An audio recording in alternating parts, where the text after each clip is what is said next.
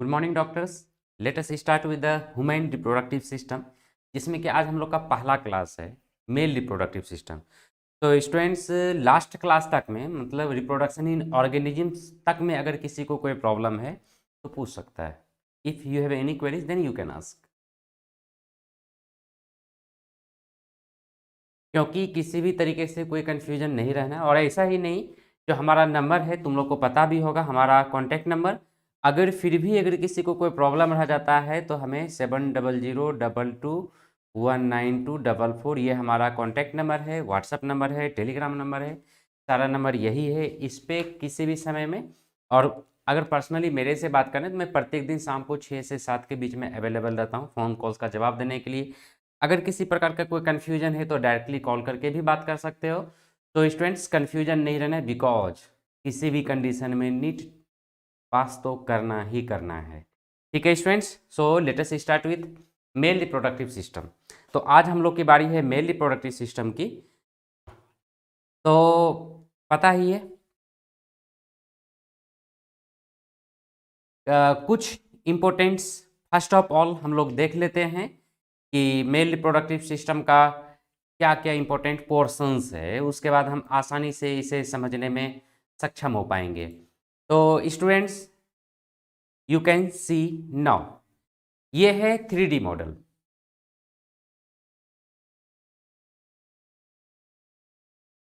ये है 3D model of human reproductive system में मेल रिप्रोडक्टिव सिस्टम का।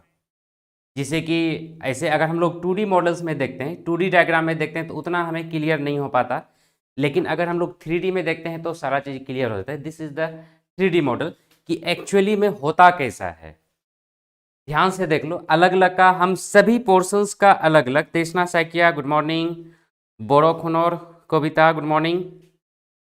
ये क्या है, इसका सारे ऑर्गन्स क्या क्या है, कैसे कैसे हमें डिटेल्स में देखना है सभी कुछ का।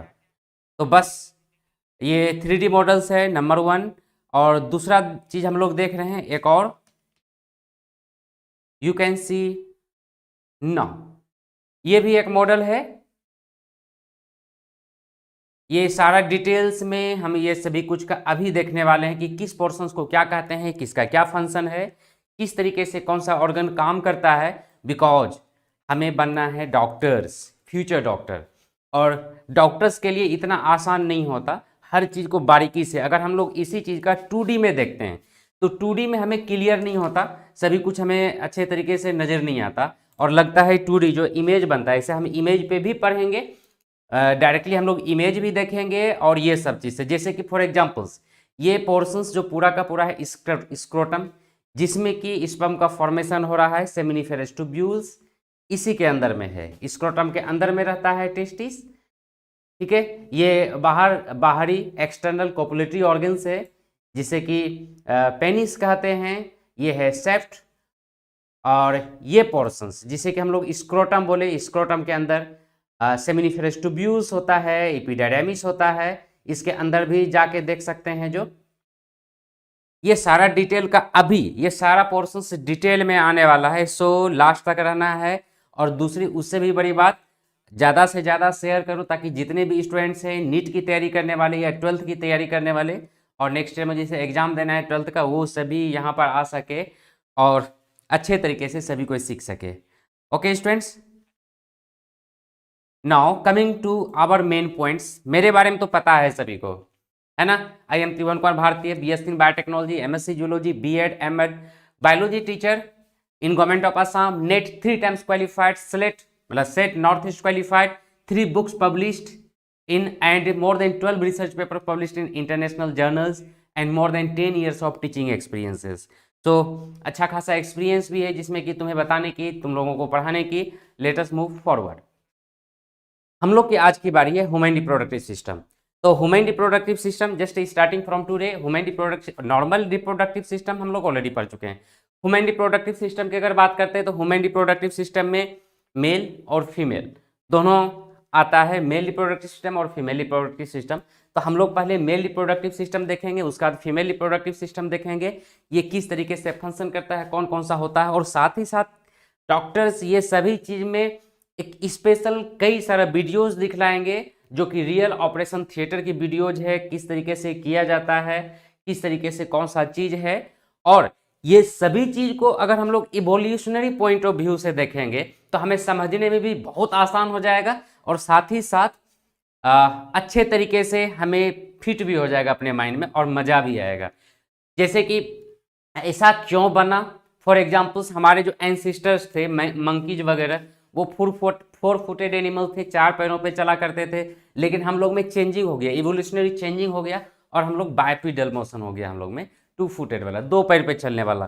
तो ये क्यों हुआ, इसका क्या क्या बेनिफिट मिला हमें, क्या क्या इसका खामियाजा भुगतना पड़ा, क्या क्या इसका पनिशमेंट एक तरह से कह सकते हैं, ये सारा चीज हम लोग यहाँ पर देखेंगे। So let us come to the male reproductive system. तो इसके पहले तो हम लोग देखे थे 3D में, राइट, सभी को याद होगा। तो यहाँ पर थोड़ा सा नाम के साथ में देखना है, ठीक है डॉक्टर्स, लेट अस मूव। ये देख लो, ये 4 स्किन होता है जो एक्सटर्नल जेनेटिलिया है मेल रिप्रोडक्टिव सिस्टम का। ये कंप्लीट डायग्राम है जो कि अपने को अच्छे तरीके से जानना है, तो ये कंप्लीट और इसके आगे वाला ये एनसीईआरटी का लिया हुआ है। और तुम्हें पता है कि अपने एग्जाम में ये जो फिगर है एनसीईआरटी में डायरेक्टली जो दिया हुआ एनसीईआरटी, बिकॉज तुम लोग को एनसीईआरटी पढ़ना है हमारे एग्जाम में, नीट के एग्जाम में एनसीईआरटी से खास करके फिगर से, पिक्चर से डायरेक्टली क्वेश्चन दे देता है। फॉर एग्जाम्पल्स जैसे इस पोर्शन को भास्ट डिफरेंस कहते हैं, एग्जाम में तुम्हें भास्ट डिफरेंस ना दे के ए लिखा हुआ रहेगा, इसका बी लिखा हुआ रहेगा, इसे सी लिखा हुआ रहेगा, डी लिखा रहेगा, और सभी कुछ का नाम पूछेगा कि इसका नाम क्या है, तुम्हें नाम बताना है, ठीक है। तो इसीलिए सभी कुछ को खास करके एनसीईआरटी बुक को अच्छे तरीके से पढ़ना है। और यहाँ पर हम लोग एनसीईआरटी को ही फॉलो करते हैं मेन रूप से, जो कि almost all over the India का जितने भी बोर्ड्स है इंक्लूडिंग असम बोर्ड ऑल्सो, सभी में एनसीईआरटी का बुक को ही फॉलो किया जाता है ज़्यादातर में। और नीट के एग्जाम में भी एनसीईआरटी से ही क्वेश्चंस आता है। So you have to remain in touch with the NCERT. और स्टूडेंट्स यहाँ पर एनसीईआरटी को मेन बेस लेके चलते हैं, लेकिन उससे ज़्यादा पढ़ते हैं, उससे ज़्यादा प्रैक्टिस करते हैं, ताकि किसी भी कंडीशन में नीट का क्वेश्चन एक भी छूटने ना पाए। तो ये जो पोर्शन है सबसे पहले यहाँ से स्टार्ट करते हैं हम लोग। दिस पोर्शन जो कि स्क्रोटम लाइक बाहर में ह्यूमन बॉडी का बाहर में लगा हुआ रहता है स्ट्रक्चर, पाउच लाइक स्ट्रक्चर को हम लोग स्क्रोटम कहते हैं। उसके बाद इस पोर्शन को जो बॉल लाइक स्ट्रक्चर है अंदर में, this structure is known as testis. और टेस्टिस के किनारे से जो लगा हुआ रहता है स्ट्रक्चर उसे हम लोग इपिडायडामिस कहते हैं। उसके बाद जो एक्सटर्नल जेनेटिलिया है, जो सबसे आगे का सोलेन पोर्शन होता है, this one is known as glans penis. और ग्लांस पेनिस के अंदर से ये एक पाइप लाइक स्ट्रक्चर रहता है जिसे कि यूरेथ्रा कहते हैं, जो कि कॉमन डक्ट है यूरिन ट्रांसफर का और स्पर्म ट्रांसफर का, दोनों का ये कॉमन डक्ट होता है। ये पोर्शन है इरेक्टाइल टिश्यूज। फिर जो कि बताया कि ट्यूब लाइक स्ट्रक्चर होता है उसे यूरेथ्रा कहते हैं। This one is the pubic bone, this one is the urinary bladder and this one is the vas difference. इस तरफ से अगर हम लोग देखते हैं सेमिनल वेसिकल, ये सभी चीज को, सभी ऑर्गन्स को अपने को अच्छे तरीके से याद रखना है, ठीक है। तो अब हम लोग इसी का जस्ट हम लोग देखते हैं 3D स्ट्रक्चर, जो कि अभी जो बताए वहां पर कि this one is the 3D structure. 2D में कैसा दिख रहा था और 3D में कैसा दिख रहा है। अब यहां से सेम चीज को, सभी कुछ को कंपेयर करना है। You can see this one is the scrotum, बाहर से स्ट्रक्चर दिख रहा है, this one is scrotum, scrotum के अंदर ये टेस्टिस है, इसके बाहर का लेयर इपिडायडामिस है। ये ओरिजिनल फिगर है, ये 3D डायग्राम है ओरिजिनल। मतलब वो जो देखे थे 2D देखने में बहुत ही आसान लग रहा था जस्ट प्लेन जैसा है, बट इन ओरिजिनल ये प्लेन जैसा नहीं, कुछ इस तरीके से बना हुआ रहता है, ठीक है। This one is the glance penis. और इसके अंदर से गया हुआ जो रहता है ये बाहर का पोर्शन, ये इपिडायडामिस, ये है हम लोग का इजेकुलेटरी। इसे थोड़ा सा नीचे कर रहे हैं ताकि और भी पोर्शन जूम आउट कर रहे हैं। ये देख लो, ये यूरिथ्रा इस तरीके से लगा हुआ रहता है, इसके अंदर से गया हुआ रहता है, जो कि एक्सटर्नल जेनेटिलिया इसे कहते हैं। और यही है पेनिस, इसे पेनिस कहते हैं। और ये इरेक्टाइल पोर्शन है हमारे बॉडी की, ठीक है। ये अपना यूरिनरी ब्लैडर जहां पर कि स्टोर होता है यूरिन भी, और इसके अंदर से ये गया हुआ रहता है हम लोग का भास डिफरेंस। दिख रहा है स्टूडेंट सभी को? मैं राइट? क्लियर है सभी का? और यहां पर दिस वन इज द, यहां पर क्लिक करने के बाद ये है सेमिनल वेसिकल्स, जहां से कि सेमिनल फ्लूइड्स आता है। ये है अपना यूरिनरी प्रोस्टेट ग्लैंड, जहाँ से कि प्रोस्टेट ग्लैंड से प्रोस्टाग्लैंडिन आता है। इजैकुलेशन के पहले स्पर्म में मिक्स होता है, जो कि न्यूट्रिशन प्रोवाइड करता है स्पर्म को आफ्टर द इजैकुलेशन। ठीक है, नाउ अब हम लोग बढ़ते हैं इससे आगे। अब मेल रिप्रोडक्टिव सिस्टम का एक सिंपल, ये अभी जो देख रहे थे वो 3D डायग्राम था, मतलब 3D model, not diagram, 3D model, and this one is the simplified figure, ताकि अपने को आसानी से समझ में आए। दोनों का अगर हम लोग साथ में लेके चलते हैं 3D एंड 2D, तो अपने माइंड में पूरा का पूरा क्लियर हो जाएगा, अच्छे तरीके से समझ में आ जाएगा, क्योंकि एग्जाम में एक भी क्वेश्चन गलती ना होना पाए, बिकॉज अपने माथे में पूरा का पूरा फिट करना है। This one is the bladder, जो कि देखे थे वहां पर भी। ये है यूरेटर, सिंप्लीफाइड फिगर है ये स्टूडेंट्स। और ये यूरेथ्रा जो कि पेनिस से होकर गुजरता है, और ब्लाडर भी इसी से होकर गुजरता है, क्योंकि यूरिन भी उधर से ही ट्रांसफर होता है, और सेम पेनिस से ही यूरिन भी ट्रांसफर होता है, और इसी पेनिस से यूरिन स्पर्म भी ट्रांसफर होता है during the sexual intercourse. This one is the seminal vesicle, जो 3D में हम लोग देखे थे घुमा के, तो बड़ा सा स्ट्रक्चर दिख रहा था, लेकिन ये सामने का फ्रंट फिगर है, इसीलिए यहाँ पे छोटा सा स्ट्रक्चर दिख रहा है। ये है भास से डिफरेंस, और जिससे कि होता हुआ स्पर्म आएगा। This one is the testis. Okay, now let us move. अब इसको एक दूसरा व्यू के रूप में हम ऐसे देख सकते हैं कि ये कुछ इस तरीके से बनावट होता है।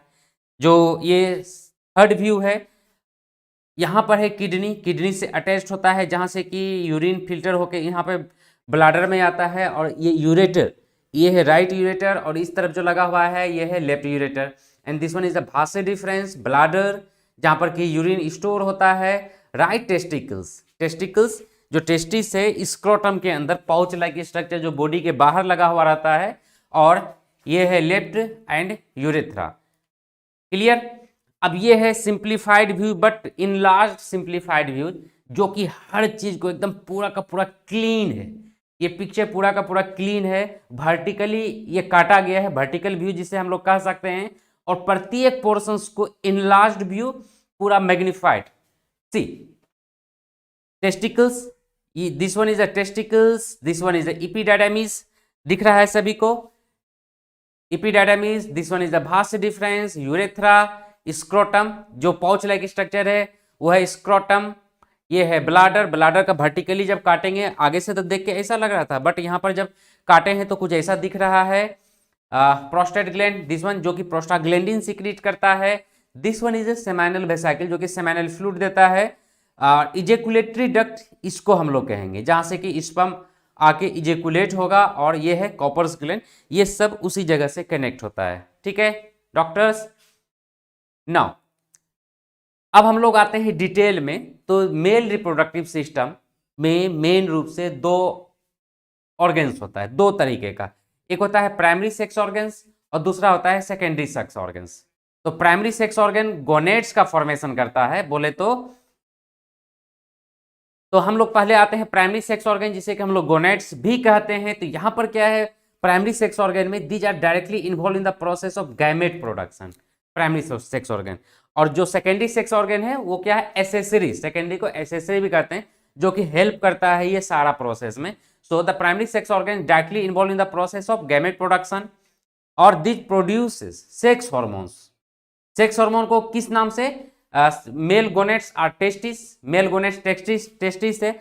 और ये क्या है, पहला number, this directly involve in the process of gamete production and produces sex hormone also. Primary sex organ यही सेक्स हार्मोन भी बनाता है। तो अब सेकेंडरी सेक्स ऑर्गन्स क्या क्या होगा, तो secondary sex organ number one, this helps in transportation, maturation and storage of gametes. जो गैमेट्स बना है टेस्टिस में, उसका ट्रांसपोर्ट करना है during the sexual intercourse from the human body to the female body. Number one, that is the transportation. Maturation, जैसे जिस समय स्पर्म का प्रोडक्शन हुआ वो कंप्लीट मैच्योर नहीं होता, उसे मैच्योर भी होना है, प्लस स्टोर भी करके रखना है। बिकॉज जिस समय प्रोडक्शन प्रत्येक सेकंड में एक टेस्टिस के द्वारा 14,000 की संख्या में स्पर्म का फॉर्मेशन होता है। अगर दोनों टेस्टिस को मिला दे, लेफ्ट एंड राइट दोनों टेस्टिकल्स को अगर हम मिला देते हैं, तो 28,000 पर सेकेंड स्पर्म का प्रोडक्शन होता है। तो क्या जिस समय बनता है उसी समय रिलीज तो नहीं होता ना, उसका कहीं पर स्टोर भी होता है, साथ में उसका फैगोसाइटोसिस भी होता है, बोले तो उसका डिस्ट्रक्शन भी होता है। ठीक है। अगला क्या है, these assist in reproduction in some वे।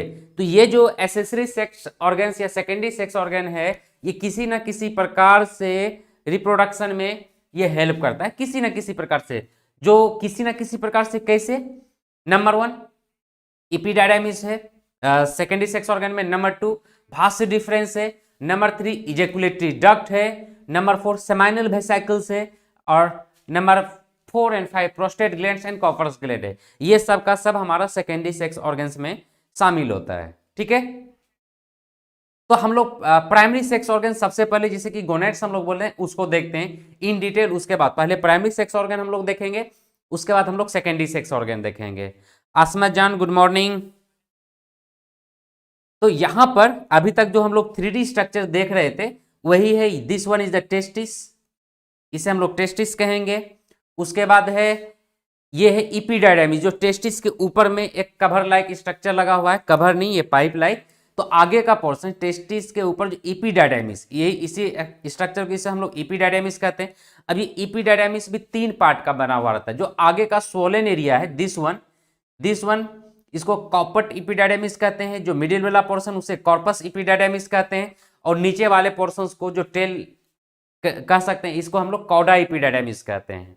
ठीक है, और उसके बाद ये कॉन्वोल्यूटेड ट्यूब्यूल्स इस तरीके से कॉन्वोल्यूटेड भास डिफरेंस है। उसके बाद जो टेढ़ा मेरा, कॉन्वोल्यूटेड मतलब उलझा हुआ टेढ़ा मेरा, और उसके बाद जब इसे हम लोग आगे बढ़ते हैं तो ये straight portion of Bhasa difference.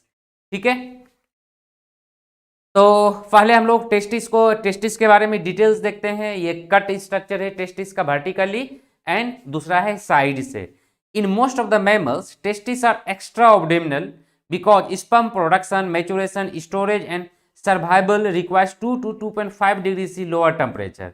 ये ज्यादातर मैमल्स में, मतलब मैक्सिमम मैमल्स में जो टेस्टिस होता है वो बॉडी के बाहर लगा हुआ रहता है, बाहर वो हैंगिंग पोजीशन में रहता है, जो कि ह्यूमन बींग्स में भी देख रहे हो नीचे में लगा है बॉडी के बाहर में। ये ऐसा क्यों होता है, क्योंकि वो अपना टेम्परेचर को बॉडी टेम्परेचर से 2 से मतलब फ्रॉम 2 to 2.5 डिग्री सेंटीग्रेड अपने बॉडी टेम्परेचर से कम रख सके, क्योंकि उतना ही टेम्परेचर पे वो टेस्टिस स्पर्म का फॉर्मेशन कर सकता है। लेकिन अगर टेम्परेचर बढ़ जाए तो स्पर्म का फॉर्मेशन नहीं कर सकता। इसीलिए अभी के टाइम में स्टेरिलिटी का प्रॉब्लम कुछ ज़्यादा होने लग गया है, because of the some temperature non maintenance. अगर टेम्परेचर का जो मेंटेनेंस नहीं हो पाता, scrotum provides a favourable environment for healthy sperm production. और ये स्क्रोटम फेवरेबल इन्वायरमेंट प्रोवाइड करता है, टेम्परेचर डाउन रखता है। और टेम्परेचर डाउन रखने के लिए अलग अलग मैकेनिज्म अवेलेबल है, जो कि हम लोग देखेंगे आगे चल के। In some mammals testis are intra abdominal, that is located in main body cavity. कुछ मैमल्स ऐसा भी है जिसमें कि टेस्टिस उसके मेन बॉडी कैविटी के अंदर रहता है, मतलब वो बाहर में नहीं आ पाता। तो this include egg laying mammals, मतलब इसमें एग लेइंग मैमल्स जैसे prototherians, elephants, whales and dolphins, ये सब है। मतलब प्रोटोथेरियंस में, एलिफेंट्स में, व्हेल्स में, डॉल्फिन्स में जो टेस्टिस होता है इंट्रा एब्डोमिनल बोले तो, जैसे कि ह्यूमन बींग्स में या मोस्ट ऑफ द मैमल्स में टेस्टिस बाहर में रहता है, स्क्रोटम में हो बैग लाइक स्ट्रक्चर या जो भी, लेकिन वो बॉडी के बाहर रहता है, because they have to maintain the 2 to 2.5 degree centigrade lower than the body temperature. और स्क्रोटम वो कंडीशन प्रोवाइड करता है। आगे चलकर हम लोग देखने वाले हैं वो कैसे प्रोवाइड करता है। इसीलिए कई सारा उसमें फंक्शन होता है, मैकेनिज्म होता है, जिसके द्वारा वो टेम्परेचर मेंटेन करता है। लेकिन कुछ जैसे एलिफेंट हो गया, वेल्स हो गया, डॉल्फिन्स हो गया, ये सब में उसका स्क्रोटम मतलब टेस्टिस बाहर नहीं होता, उसके बॉडी के अंदर ही होता है। Testis of male baby are form during 7th to 8th, ये 8th है, 8th week of pregnancy and are intra abdominal. जो मेल बेबी होता है, मेल बच्चा जो होता है, वो 7वें से 8वें वीक में ही, प्रेगनेंसी के 7वें से 8वें वीक में ही टेस्टिस का फॉर्मेशन होने लग जाता है, बन जाता है। लेकिन वो उस समय स्क्रोटम में नहीं आता, हम बोले तो बॉडी के बाहर नहीं आता, उस समय वो बॉडी के अंदर ही रहता है। ठीक है, testis migrate to scrotum during 7th to 8th month of pregnancy, और प्रेगनेंसी के 7वें से 8वें महीने में वो स्क्रोटम में मूव कर जाता है। लेकिन कई सारा ऐसा भी होता है जिससे कि हम लोग मैन्युफैक्चरिंग डिफेक्ट्स कहते हैं, या अगर सी सेक्शन मतलब सर्जरी के द्वारा अगर बच्चे का डिलीवरी करवाया गया तो उस कंडीशन में कई बार, या अर्ली पार्चुरेशन जब हो जाता है, अर्ली डिलीवरी हो जाता है, कई बार होता है ना 6-7 महीने में होता है, तो उस कंडीशन में हो सकता है कि क्योंकि 7वां से 8वां महीना में स्क्रोटम में मूव करता है टेस्टिस, लेकिन यहाँ पर 7वां महीना में निकाल दिया गया, तो हो सकता है उस कंडीशन में मूव ना कर सकते। तो वो जो टेस्टिस स्क्रोटम में नहीं जा पाता है, बॉडी के बाहर नहीं आ पाता है, उस कंडीशन को हम लोग कहते हैं क्रिप्टोर्किडियम। जो भी बोलो इसको, यहां पर लिखा हुआ है क्रिप्टोर्किडियम बोलो या क्रिप्टोर्किडियम बोलो, अकॉर्डिंग टू योर कन्वीनियंस। तो ये क्या होता है, एक्टोपिक।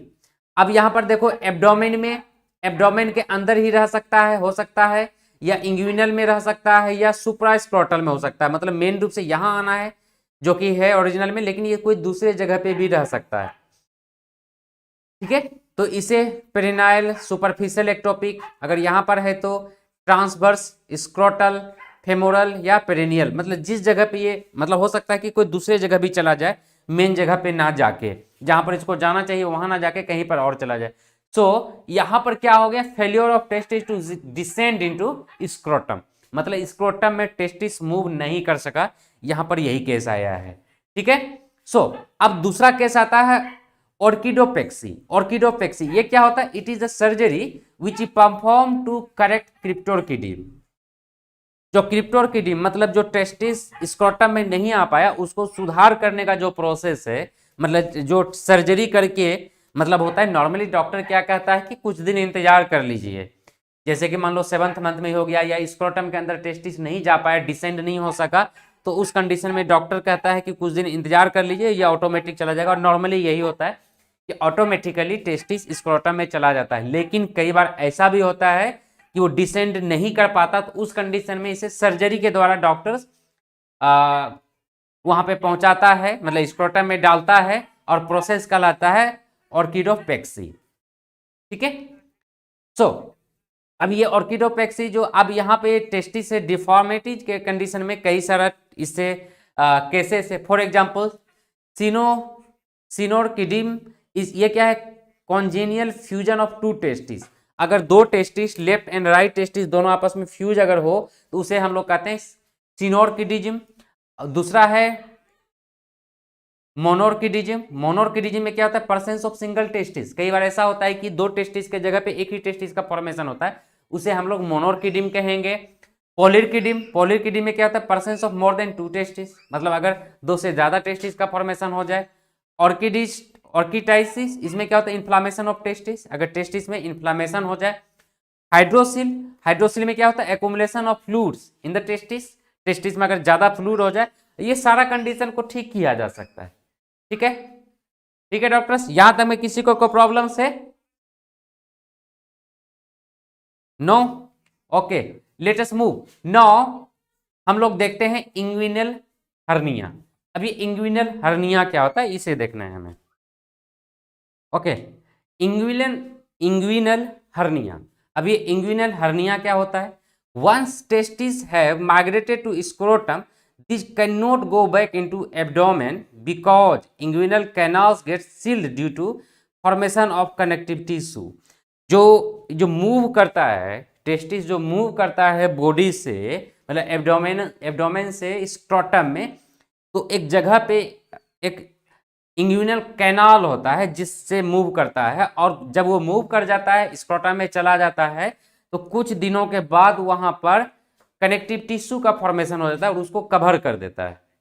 ठीक है, लेकिन due to improper closure of inguinal canal, a loop of intestine can enter into inguinal canal. मतलब है क्या कि कई बार क्या होता है कि वो सही ढंग से कवर नहीं हो पाता, मतलब वो जो इंग्विनल कैनाल है वो बंद नहीं हो पाता। तो बंद नहीं होने के सिचुएशन में क्या होता है कि जब वो बंद नहीं हुआ वो इंग्विनल कैनाल, तो जो इंटेस्टाइन का कुछ पोर्शंस उसमें चला जाता है, मतलब स्क्रोटम में एंटर कर जाता है, तो वही कई बार वो प्रॉब्लम क्रिएट करता है। तो ये जो स्क्रोटम में जो इंटेस्टाइन का कुछ पोर्शन चला जाता है, उसे ही इंग्विनल हर्निया कहते हैं, इसी पोजीशन को। तो उसमें नॉर्मली प्रॉब्लम नहीं होता, लेकिन कई बार होता है कि मान लो कॉन्स्टिपेशन के टाइम में या वेट लिफ्टिंग वगैरह में, मतलब हैवी वर्क में वहाँ पर पेन क्रिएट हो जाता है। ठीक है, जो यहाँ पर तुम लोग देख रहे हो, तो कॉजेज ऑफ इंग्विनल हर्निया। अब ये इंग्विनल हर्निया का क्या क्या कारण हो सकता है, एक एक करके देखते हैं। पहला number, increase pressure with in the abdomen. अगर एब्डोमेन के अंदर किसी कंडीशन से, किसी कारण से अगर प्रेशर इंक्रीज हो जाता है तो उस कंडीशन में हो सकता है inguinal hernia. A pre existing week spot in the abdominal wall, अगर एब्डोमिनल वॉल में, जो कि इंग्विनल कैनाल कहते हैं, अगर पहले से कोई स्पॉट तो रहता ही है, लेकिन अगर वो ज्यादा पतला रह गया तो उस कंडीशन में भी इंग्विनल हर्निया हो सकता है। स्ट्रेनिंग ड्यूरिंग बॉयल मूवमेंट्स और यूरिनेशन, मूवमेंट वगैरह के टाइम में या यूरिनेट के टाइम में ये प्रॉब्लम वहां पर भी क्रिएट हो सकता है। स्ट्रेनियस एक्टिविटी, अगर कुछ हैवी जैसे वेट लिफ्टिंग वगैरह करते हैं, मतलब काफी टेंशन वाला अगर काम करते हैं, तो उस प्रॉब्लम में भी इंग्विनल हर्निया हो सकता है। मतलब वहां पर जो स्पेस था जिसे कि मूव किया था टेस्टिस, वहां पर से वो फिर से इंटेस्टाइन जा सकता है। या प्रेगनेंसी के टाइम में भी ये हो सकता है। या क्रॉनिक काफिंग एंड स्नीजिंग, मतलब अगर बहुत ज्यादा खांसी सर्दी है, बहुत ज्यादा छींक वगैरह, तो उस कंडीशन में भी हर्निया, इंग्विनल हर्निया का प्रॉब्लम आ सकता है। Now coming to the orchidectomy. Students, ये सबसे क्वेश्चंस कभी ना कभी AIPMT में हो या एम्स में हो या अलग अलग स्टेट का जो मेडिकल का एग्जामिनेशन हुआ करता था, आया हुआ है ज्यादातर चीज, because more than 10 years of teaching experience है, तो एक एक पोर्शंस पता है कि कहाँ से ये क्वेश्चन आता है। बस तुम लोगों को लगातार हमारे साथ बना हुआ रहना है ताकि हर कॉन्सेप्ट को पूरा का पूरा क्लियर कर सके और किसी भी कंडीशन में नीट तो निकालना ही निकालना है। सो अब है एक टर्म आता है ऑर्किडेक्टोमी। ऐसे बहुत लोग जानते होंगे, लेकिन अगर नहीं जानते हो तो ठीक से देखो। ऑर्किडेक्टोमी क्या होता है? It is surgical removal of testis. अगर टेस्टिस को सर्जिकली रिमूव कर दिया जाता है, इसे ऑर्किडेक्टोमी भी कहते हैं और कैस्ट्रेशन भी कहते हैं। Castration is removal of gonads, testis and ovary, मतलब टेस्टिस या ओवरी दोनों को निकालने के प्रोसेस को कैस्ट्रेशन कहते हैं, लेकिन वो ऑर्किडेक्टोमी में भी आता है। तो यहां पर क्या होता है, नॉर्मली तुम लोग देखे भी होगे, this term is more commonly used for testis removal. Castration जो होता है मेन रूप से टेस्टिस रिमूवल के लिए ही होता है। Castration makes the animal less aggressive, that is docile, because level of testosterone hormone decreases. इसका बहुत जगह तुम लोग देखे होगे, कैस्ट्रेशन का यूज होता है अपने यहाँ। तुम लोग देखे होगे बुल सांड जिसको सांड कहते हैं। तो कैस्ट्रेशन के द्वारा नॉर्मली जब बुल से बैल बनाया जाता है, सांड से जब बैल बनाया जाता है, तो उस प्रोसेस को कैस्ट्रेशन कहते हैं। और तुम लोग के आसपास में कभी ना कभी जरूर हुआ होगा, जो बुल होता है ना, सांड, बहुत ज्यादा आक्रामक होता है, बहुत ज्यादा एग्रेसिव होता है because of the high level of testosterone. अब क्या होता है, कैस्ट्रेशन कर दिया जाता है, उसका जो टेस्टिस है उसी को काट दिया जाता है या निकाल दिया जाता है या दाब के उसको खत्म कर दिया जाता है, तो उसमें टेस्टोस्टेरोन का लेवल घट जाता है और वो लेस एग्रेसिव हो जाता है, बोले तो डोसाइल हो जाता है। अब उसको आराम से जैसा मन तैसा एकदम बेचारा शांत हो जाता है, उसको कुछ रहने नहीं दिया, नपुंसक बना दिया, उसका तो हाल होगा ही ना। तो अब उसमें टेस्टोस्टेरोन का लेवल ही नहीं है, टेस्टिस का फॉर्मेशन, मतलब टेस्टिस खत्म, स्पर्म का फॉर्मेशन खत्म, टेस्टोस्टेरोन खत्म, बेचारा हो गया काम का निकम्मा नहीं कह सकते, उस मामले में निकम्मा हो गया। अब उसका इंसान क्या करता है, हल में चलाता है, बैलगाड़ी चलाता है और भी बहुत सारा, बोले तो उसको डोसाइल कर दिया जाता है। This is known as orchidectomy. Okay, और कैस्ट्रेशन भी कह सकते हैं हम लोग। नाउ लोकेशन ऑफ टेस्टिस, तो लोकेशन जो हम बोले थे कि टेस्टिस हमारे एब्डोमिनल कैनाल, मतलब एब्डोमेन से बाहर में रहता है, इसके बारे में। The testis are situated outside the abdominal cavity within a pouch called scrotum, मतलब ये जो स्ट्रक्चर है इसे हम लोग स्क्रोटम कहते हैं, right. Scrotum helps in maintaining low temperature, जो बोले थे ना कि कुछ देर के बाद हम बताएंगे मैकेनिज्म की कैसे ये टेम्परेचर को लो मेंटेन करता है, वो यहाँ पर हम लोग देखने वाले हैं। क्योंकि बॉडी का टेम्परेचर जितना होता है उतना टेम्परेचर पे टेस्टिस स्पर्म का फॉर्मेशन नहीं कर सकेगा, उसको 2 से 2.5 टेम्परेचर कम चाहिए डिग्री सेंटीग्रेड में, तो उसके लिए स्क्रोटम उसे मेंटेन करता है। अब ये एक दूसरा डायग्राम तुम यहाँ पर देखो जो कि काफी तुम्हारे सारे कॉन्सेप्ट को पूरा का पूरा क्लियर कर देगा। तो स्क्रोटम क्या करता है, it is the supporting structure for the testis, मतलब ये टेस्टिस को सपोर्ट प्रोवाइड करता है scrotum, number 1। Number 2, it communicates with pelvic cavity by inguinal canals, ये पेल्विक कैविटी से, मतलब बॉडी के अंदर के पोर्शन से इंग्विनल कैनाल के द्वारा ये कम्युनिकेट करता है। Number 3, it consist of highly pigmented loose skin and underlying subcutaneous layer, ये काफी लूज स्किन पिगमेंटेड होता है इसलिए डार्क कलर्ड होता है, और यहाँ पर सबक्यूटेनियस लेयर होता है जो कि लूज स्किन सबक्यूटेनियस लेयर, जो कि सपोर्ट करता है लो टेम्परेचर मेंटेनेंस में। Externally, it looks like a single patch of skin separated into lateral portions by a median ridge called the raphe। मतलब अगर इसको एक्सटर्नली देखोगे तो ये इस तरीके से बीच से सेपरेटेड रहता है। बाहर से लगता है कि ये जुटा हुआ है, बट ये जुटा हुआ नहीं रहता, सेपरेटेड रहता है, जिसे कि रेफे कहा जाता है। Internally the scrotal septum divides the scrotum into two sex each containing a single testis. Originally में ये अंदर से ये जो सेप्टा होता है ये टेस्टिस को दो पार्ट में, जैसे कि चलो 3D ही दिखला देते हैं। ऐसे यहाँ पर फिगर देख रहे हो, लेकिन अगर हम लोग 3D में देख लेते हैं तो ज़्यादा बेटर है, बढ़िया से क्रिस्टल क्लियर हो जाएगा अपनी कॉन्सेप्ट। यहाँ पर देखो तो लेफ्ट एंड राइट अलग अलग पोर्शंस में सेपरेटेड है, जो कि आसानी से हम देख सकते हैं। अब उसके ऊपर में कवर है इपिडायडाइमिस। चलो हम इसे जूम कर रहे हैं ताकि और भी बढ़िया से देख सको। तो यहाँ पर सेपरेटेड है, राइट, लेफ्ट एंड राइट अलग अलग है। उसके ऊपर इपिडायडाइमिस लगा हुआ है, जिसे हम लोग कैपस कॉर्पट और कॉडा हम बोले हैं, क्लियर। अब हम लोग आते हैं 2D स्ट्रक्चर पे। तो ये सिंगल टेस्टिस प्रत्येक पाउच में रहता है। उसके बाद स्पर्मेटिक कॉर्ड, एक होता है spermatic cord. Testis hang in scrotum with the help of spermatic cord, क्योंकि ये स्क्रोटम में डायरेक्टली तो नहीं रहेगा, ये किसी ना किसी प्रकार से कॉर्ड से जुटा हुआ रहता है, जिसे कि हम लोग स्पर्मेटिक कॉर्ड कहते हैं, ठीक है। यहाँ फिर से 3D में देखो, यहां पर देखो एक कॉर्ड लाइक स्ट्रक्चर है, ठीक है।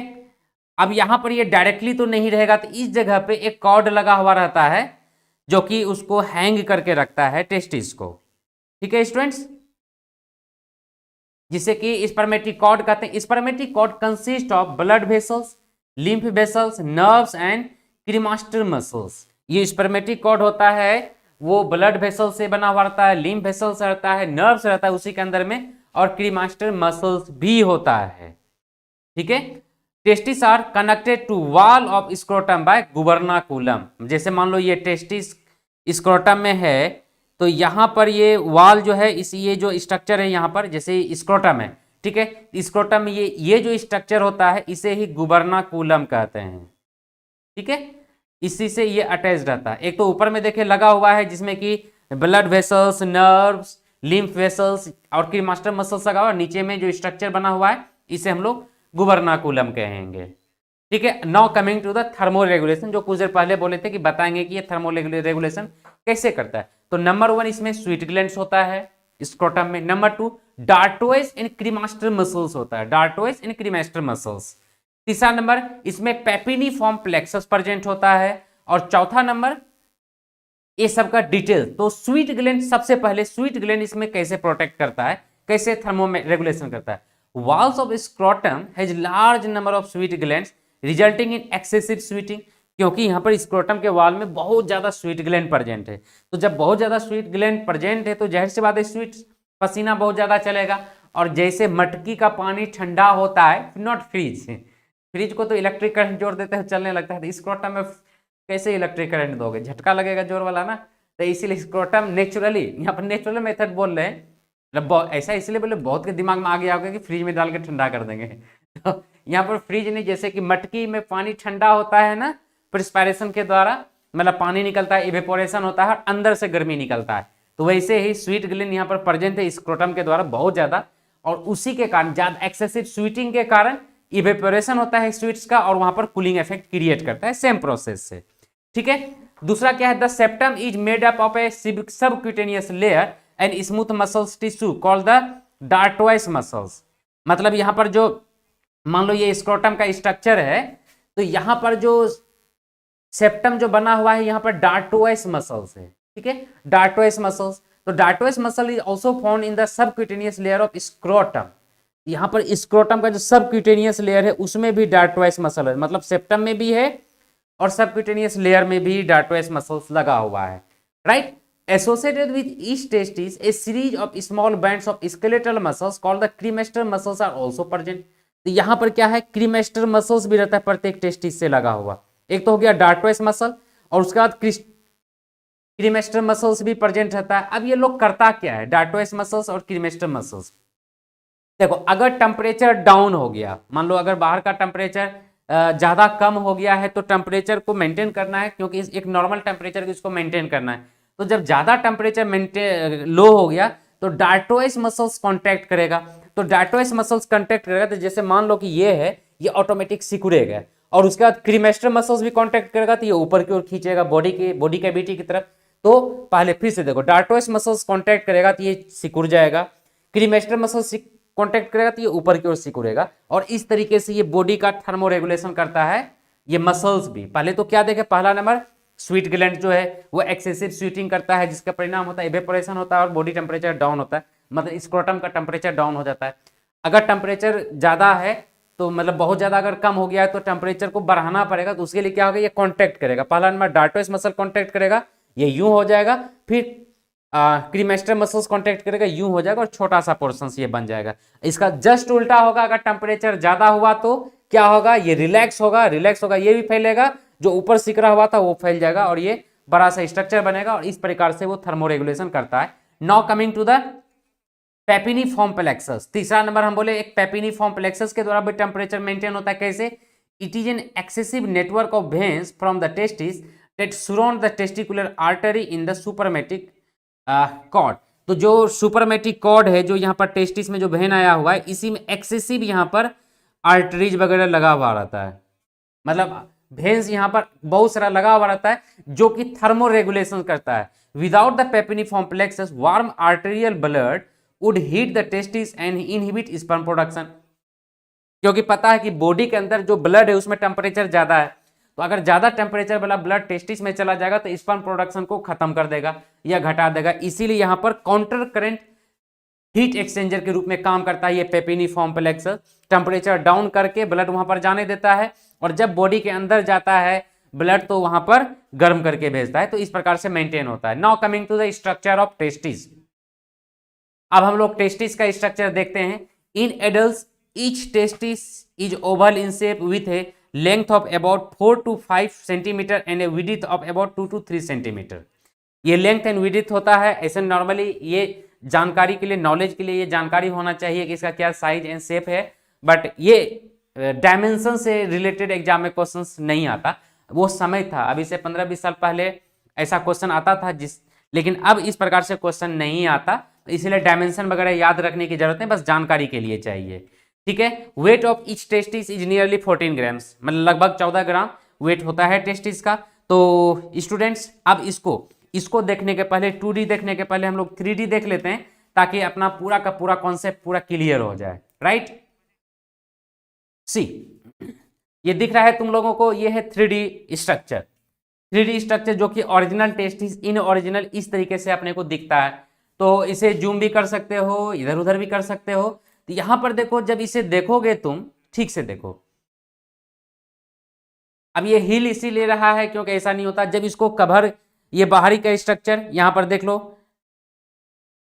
दिख रहा है, ये 3D में कुछ इस प्रकार से दिखता है। जब तुम 2D में देखोगे तो सिंपल रहेगा। तो ये ओरिजिनली में ये बाहर का स्क्रोटम है, फिर ये डार्टोएस फेसिया या डार्टोएस मसल जो अभी बोले, तो तुम लोग को हम ऐसे ऐसे करके बनाए थे 2D में तो समझ में नहीं आए, लेकिन ये पूरा का पूरा कवर करके रखता है, तभी तो कॉन्टेक्ट करेगा डार्टोएस मसल। उसके बाद क्रीमेटिक मसल्स भी लगा हुआ रहता है जो कि ऊपर की ओर खींचता है, क्रीमेटिक मसल्स। डार्टोएस के बाद क्रीमेटिक मसल्स देख रहे हो, ठीक है, यहां पर देख रहे हो, देखने में कोई दिक्कत हो रहा है। एक्सटर्नल स्पर्मेटिक फोसा ये है, और उसका इंटरनल स्पर्मेटिक फोसा, और ये है मेन रूप से टेस्टिस। मेन रूप से टेस्टिस ये है जहां पर की फॉर्मेशन होता है। जब हम लोग इसके अंदर जाएंगे और जूम करते हुए, चलो भाई अंदर, ये देखो अंदर की स्ट्रक्चर जब जाएंगे हम लोग तो कुछ इस तरीके से वो दिखेगा। चलो उतना अभी जाने की जरूरत नहीं, जब हम लोग internal structure of the testis पढ़ेंगे तो लेके जाएंगे। अब ये है एपिडायडामिस, है ना, ये है इफरेंट आर्टरीज। वो जो बोले थे कि थोड़ा सा नीचे कर रहे हैं, जो कि पेपिनिफॉर्म प्लेक्सस जहां से कि टेम्परेचर मेंटेन होता है, वो ये है। देखिए यहाँ से ब्लड वेसल्स है और यहाँ पर वेन्स लगा हुआ रहता है जो कि इसका टेम्परेचर को डाउन करता है। चारों बगल से घूम घूम के लगा है जो कि काउंटर करंट मैकेनिज्म के द्वारा इसका टेम्परेचर डाउन करता है। ठीक है doctors, now coming to the, just a minute, एक और तुम्हें 3D डायग्राम में ही दिखलाते हैं। तो इंटरनल स्ट्रक्चर जो बोले अभी कि इंटरनल स्ट्रक्चर दिखलाते हैं, this one is the internal structure of testis. You can see here, यहाँ पे पहले 2D में देखो, 3D में देख लो, उसके बाद हम लोग देखते हैं 3D में। क्लियर? अच्छे तरीके से देखो, ये अलग अलग पोर्शंस है। For examples this one is the tunica vaginalis parietal, tunica vaginalis visceral, tunica albuginea अंदर वाला लेयर को, उसका दिया है टेस्टिस। और थोड़ा सा इसको जूम करते हैं तो अच्छे से क्लियर हो जाएगा। ये है जो बाहर में जो काफी कॉन्वोलेटेड टाइप है, ये है सेमिनिफेरस ट्यूब्यूल्स, जहां पर इन रियल स्पर्म का प्रोडक्शन होता है। उसके बाद ये आगे बढ़ता है, ये हो गया रीटेस्टिस, रीटेस्टिस कंज्वाइंट करके इफरेंट डक्ट्यूल्स, और उसके बाद ये है इपिडायडेमिस, जहां पर कि जाके ये स्टोर होता है। ठीक है, मेरे पीछे सभी को दिख रहा है अच्छे से।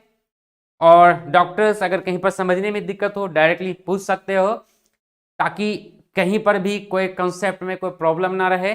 और 8 बजे से सुबह में, अब से सुबह में मॉर्निंग में 8 बजे से हमारा ये क्लास हुआ करेगा। अभी 2-4 दिन टाइम इधर उधर हो रहा है, टाइम एडजस्ट करने के लिए, बिकॉज लॉकडाउन का सिचुएशन है। शाम के टाइम में ऐसे शाम को ज़्यादा बेटर रहता है हमारा क्लासेस, लेकिन शाम के टाइम में नेटवर्क प्रॉब्लम रहता है, इंटरनेट की स्पीड नहीं होता। और उस समय में जब हैवी क्वालिटी वीडियो लाते हैं तो तुम लोग को दिखला नहीं पाते हैं उस समय में। जैसे ये 3D मॉडल देख रहे हैं, तो कोई भी चीज़ अगर हम लोग 3D में देखते हैं तो अच्छे से क्रिस्टल क्लियर हो जाता है सारा कॉन्सेप्ट को।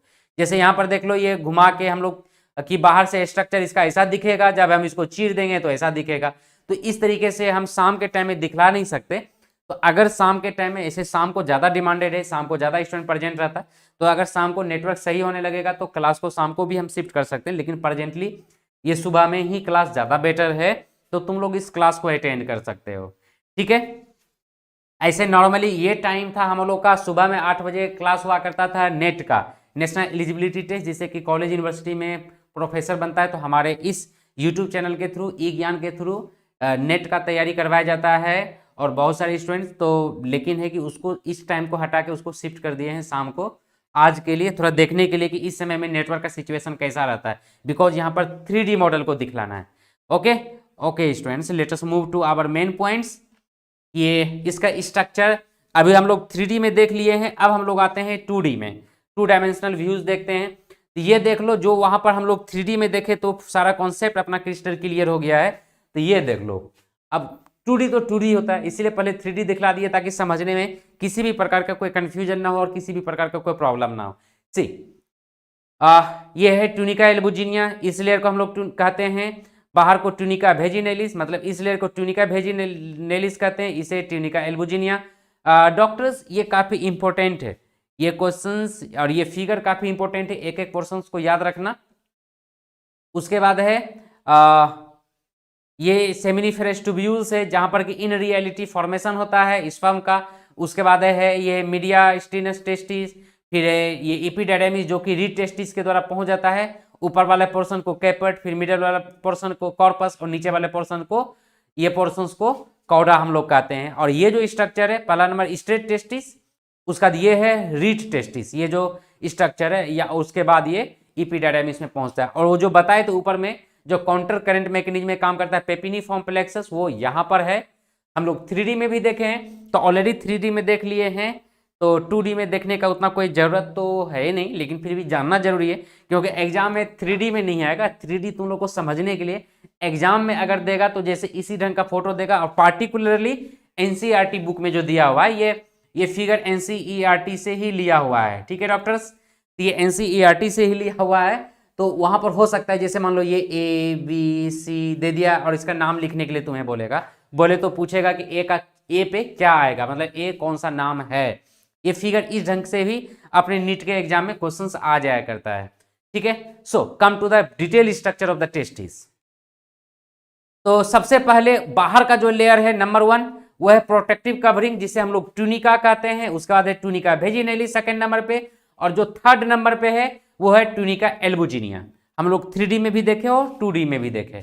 और सबसे अंदर में जो है वो है ट्यूनिका वेस्कुलोसा।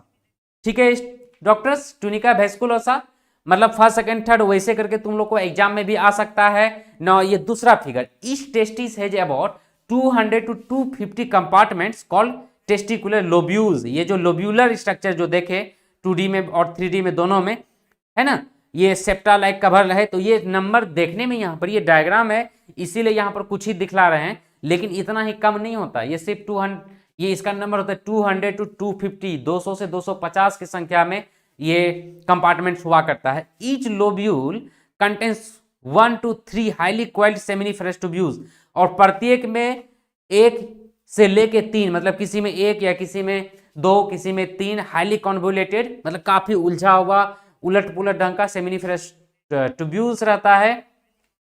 उसके बाद length of one seminiferous tubules is 70 centimetre, मतलब प्रत्येक सेमिनिफरस ट्यूब्यूल्स का 70 सेंटीमीटर होता है। लेकिन इतना सा छोटा सा जगह में 70 सेंटीमीटर कितना बड़ा होता है, उतना बड़ा यहाँ पर रह पाएगा? तो उसके लिए क्या होता है, वो काफी कॉन्वोल्यूटेड हो जाता है, काफी उलझा पुलझा ढंग से वहां पर रह जाता है। Each seminiferous tubules is lined on it's inside bye 2 types of cells called the male germ cells, जिसके कि हम लोग स्पर्मेटोगोनिया कहते हैं और सिटोली सेल्स। मतलब यहाँ पर 2 प्रकार का मेल सेल्स रहता है, एक होता है स्पर्मेटोगोनिया सेल्स और दूसरा होता है सिटोली सेल्स, राइट। तो हम लोग ये सेमिनिफरस ट्यूब्यूल्स का ब्लैक एंड व्हाइट स्ट्रक्चर जो कि डिटेल में, तो अब यहां पर वो सभी का सेमिनिफरस ट्यूब्यूल्स देख लो। अब क्या होता है जर्मिनल सेल, जिस जो कि germinal inside seminiferous tubules 2 types of cells are present. Number 1 is the germinal cell जो कि स्पर्मेटोगोनिया का फॉर्मेशन करता है, और दूसरा होता है सोमेटिक सेल्स सेमिनिफरस ट्यूब्यूल्स के अंदर, जिसे हम लोग सिटोली सेल्स कहते हैं। क्लियर। अब यहां पर हिस्टोलॉजी ऑफ टेस्टिस, मतलब टेस्टिस को डिटेल में, जैसे कि ये पोर्शंस देख लो, यहां पर ये है टेस्टिस, इसको कटिंग किए और उसके अंदर का पोर्शंस को काट के हम निकाले तो कुछ ऐसा नजर आ रहा है, देख रहे हो? तो इसको अच्छे तरीके से देख लो, ये अलग अलग स्ट्रक्चर है। अंदर में जो ये है, ये ऊपर की ओर बनना स्टार्ट हुआ स्पर्म का, और ये जो पोर्शन है ये सिटोरी सेल है, ये तुम लोग का स्पर्मेटोगोनिया है जहां पर इन ओरिजिनल स्पर्म का फॉर्मेशन हो रहा है, और बीच वाला जो सेल्स है इसे सिटोली सेल्स कहते हैं, जो कि मैच्योरेशन के टाइम में हेल्प करता है, और ये स्पर्म मैच्योर हो के अंदर की ओर जा रहा है जो कि कलेक्ट होगा। ठीक है डॉक्टर्स, तो ये तो हो गया हम लोग का mail reproductive system with detail functions. और अगर तुम लोगों को हमारा क्लास अच्छा लग रहा हो तो इसे लाइक शेयर करना बिल्कुल मैं नहीं बोलो, और ज़्यादा से ज़्यादा इसे शेयर करो ताकि और भी लोग इसको इस तरीके से 3D व्यू के साथ में मोर डिटेल स्ट्रक्चर के साथ पढ़ सके, क्योंकि विद्या बांटने का चीज़ है, जितना विद्या बांटोगे उतना बढ़ेगा। ऐसे तुम लोग हो सकता है कि शेयर नहीं करते क्योंकि घट जाएगा, दूसरा कोई भी पूरा सीख लेगा, ऐसी बात नहीं, ज़्यादा से ज़्यादा शेयर करो और अगले दिन हम लोग इससे आगे बढ़ेंगे। ठीक है, मतलब कल। तो ये चीज़ शाम तक में इसका PDF तुम्हें मिल जाएगा, शाम तक में इसका PDF मिल जाएगा, तो कॉपी में लिखने का जरूरत नहीं, ज़्यादा से ज़्यादा बुक्स पढ़ो। तुम लोग को बताया गया फर्स्ट ऑफ ऑल NCERT, उसके बाद किसी और बुक को फॉलो करना है। ठीक है डॉक्टर्स, तो हम लोग मिलते हैं अगले क्लास में। Okay bye. If you have any queries then you can ask, अगर कुछ सवाल है तो पूछ सकते हो doctors. If you have any queries then you can ask. No queries. Pronita Upadhyay, तुम अभी आए हो क्या?